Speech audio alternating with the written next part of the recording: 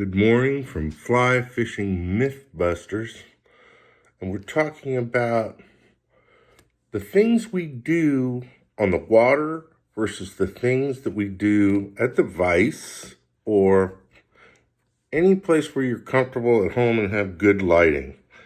And I see a lot of fly fishermen, and I think it's kind of a vanity thing, saying, oh, I can thread, a size 22 in the wind and the cold, and it's just not true. And I don't know why they always lie about that, but they lie about that. And you see that in all these videos. You see these old guys that have been fly fishing forever, doing this and whatever. It's staged. You can't do the little eye things. Okay.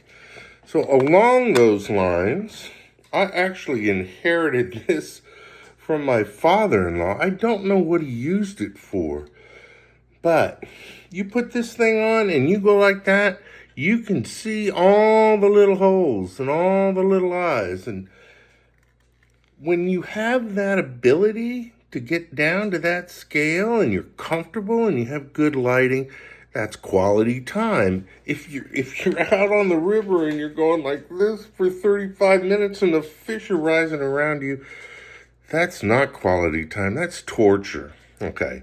So along those lines, right, I've got these little Altoid tins. My wife bought them thinking I was going to get the size I was going to make fly boxes out of, but she got these little ones.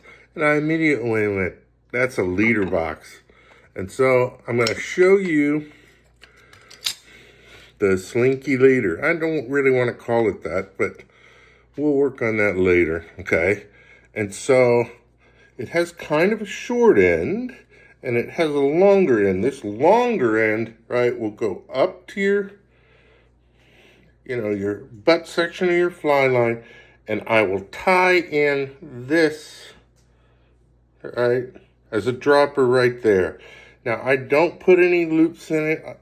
If you've seen my triple nurse's knot, I can tie anything anytime real quick. So I carry these little tins. And if you use one up, you go put another one in there. Never take any more stuff, right, to the water than you're going to use. Sure, you can have some spares of this and spares of that, right? But I've seen these guys that take 500 flies, all this junk. They put it on their chest. They're catching their fly line on it. That's another vanity thing. I have 500 flies. Well, how many are you going to fish with today?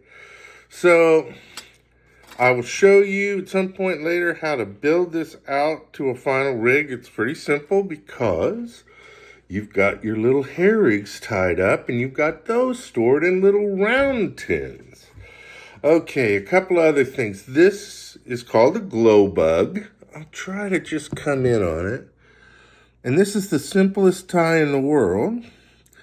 And I think it is the best fly for flarping. Now, I won't use this at the big lake, right, for buffalo and stuff like that. But in my little muddy lake, this thing is catching fish.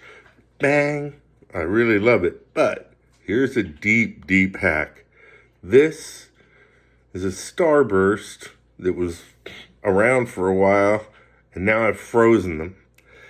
And when this thing melts, I will be able to just tear off a little corner and squeeze out enough to put on here. Now, that will last about 10-15 minutes. But what it'll do is it'll put that, around for the carp. You can fish it still when you gooped it up, right? But later on, right, you're gonna use the kitty twitch at the right time and catch fish on it too. So you don't get hung up about, every time I have to. No, it's not that way at all. The first time you cast out, probably. And if you're catching fish because you put the little starburst goo on there, keep doing it. That's productive. All right, finally, we come to precision chumming, okay? And so this is my mix. I guess it's about, 4 parts boiled deer corn and 1 part hominy. and I put it in these baggies, and you flatten them out in the freezer. And the reason you do that is, one, if you freeze this stuff, it won't go bad. Even in a refrigerator, it starts to get pretty gooey and a little smelly. And so I like to take them out frozen, right? By the time I get down to the water, this thing's going to have thawed. I can pick out, whether I'm using corn or hominy on my hair rig, and I usually like to have one of each. And I like to toss out precision chumming, right? First thing you get there is bang, bang, bang, if that's what you want to do. But if you've got a nice area and you're all settled in your chair, just stick to one area. Just toss that out, let it get depleted by the fish moving around, toss out some more in the same spot. I actually am coming to believe that that's the best way to do it.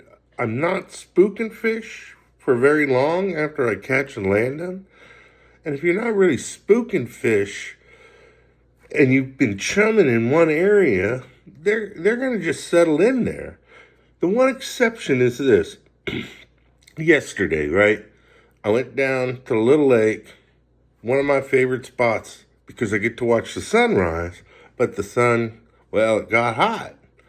And so I scoped out a place in the shade. I got 2 or 3 of those, and I moved. But there's an order to do that in, okay? I like to leave my rod at my station on my, my fork and stick that's not going to let that rod go anywhere if a fish takes it, right? It's going to go right to the reel, and the drag is set right, and I'm only moving 50 feet. I see it the whole time. So I would go chum and bring your chair and stuff down there, right? Leave your rod where you started and move it last. I got such a shady spot now that for the mornings, I got plenty of shady spots for the afternoons. And I just think shade's a really, really, really important thing.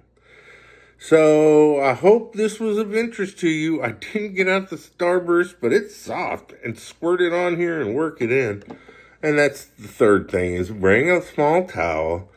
When you get there, dip it in the lake, wring it out a little bit, and always have it, right, where you're going to be able to pick it up and get anything sticky off your hands.